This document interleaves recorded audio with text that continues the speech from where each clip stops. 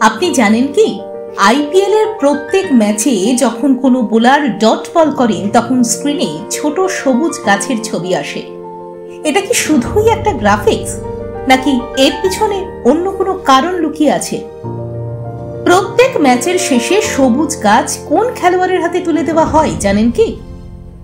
IPL এ কি সত্যি প্রত্যেকটা ডট বলের বদলে সবুজ চারা গাছ রোপণ করা হয়, নাকি এটা শুধুমাত্র লোক দেখানো ব্যাপার? এই গাছ লাগানোই বা হয় কোথায়? আসুন আজকের এই ভিডিওতে সবটা বিস্তারিত জানব। আইপিএল 2025-এর গ্রিন ডট বল ইনিশিয়েটিভের পুরো গল্প, যা শুধুমাত্র ক্রিকেট নয়, সবুজায়নের কাহিনী সম্পর্কে জানাবে আপনাদের। আইপিএল 2025-এ ডট বলের লাইন লেগেছিল যখন একজন বোলার অন্য একজন ব্যাটসম্যানকে রান নিতে দেন না, তখনই স্ক্রিনে একটা সবুজ সতেজ গাছের ছবি ভেসে ওঠে। সত্যি করেই প্রতিটি ডট বলের পরিপ্রেক্ষিতে একটি করে গাছ লাগানো হয়। এটা লোক দেখানো ব্যাপার একদমই নয়। এই কর্মসূচির নাম গ্রিন ডট বল ইনিশিয়েটিভ। এটি শুরু করেছে বিসিসিআই, যাতে ক্রিকেটের মাধ্যমে প্রকৃতির ভারসাম্য রক্ষা করা যায়। কিন্তু এটি শুরু হয় কবে থেকে? 2023-এ প্রথম এটি শুরু হয়। তখন শুধুমাত্র একটি ডট বলের পরিবর্তে 10টি চারাগাছ রোপণের কর্মসূচি নেওয়া হয় এবং সেটি কার্যত রূপায়ণও করা হয়।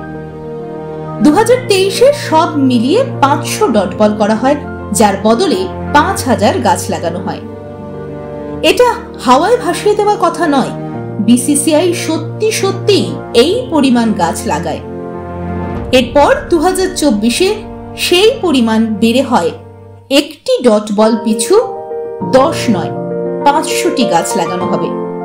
সেই মতো 2024-এর আইপিএল-এ 800 ডট বল করা হয়, যার ফলে 4 লাখ গাছ লাগানো হয়।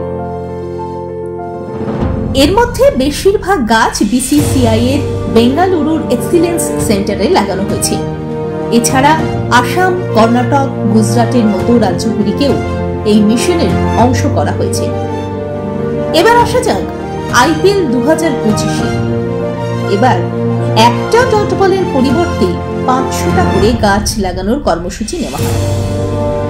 এর ফলে সারা দেশের বিভিন্ন রাজ্য, যেমন উত্তরাখণ্ড, মহারাষ্ট্র, ঝাড়খণ্ড, দিল্লি, মেঘালয়, ওড়িশা, তামিলনাড়ু, যেখানে জঙ্গল কেটে সাফ করা হয়েছে এবং পরিবেশের ভারসাম্য নষ্ট হচ্ছে, সেই সব জায়গায় এই বৃক্ষরোপণ কর্মসূচি করা হচ্ছে। কোন কোন সময় করা হচ্ছে এই বৃক্ষরোপণের কর্মসূচি আসুন জেনে নিন। মে মাস 2025, জুন জুলাই মাস 2025, আগস্ট সেপ্টেম্বর মাস 2025। এবার আসা যাক সেই প্রশ্নের উত্তরে। কে পাচ্ছেন এই গাছের চারা? যে বোলার সব থেকে বেশি ডট বল করে ব্যাটসম্যানকে রান করা থেকে বিরত রাখেন তিনি।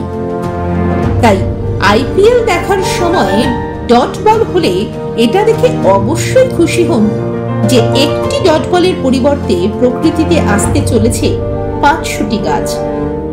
শুধু খুশি হলেই হবে না, প্রকৃতিকে সুস্থ রাখতে আপনাকে নিজেকেও একটি হলেও চারা গাছ রোপণ করতে হবে। ভিডিওটি ভালো লাগলে অবশ্যই একটা লাইক, শেয়ার করতে ভুলবেন না।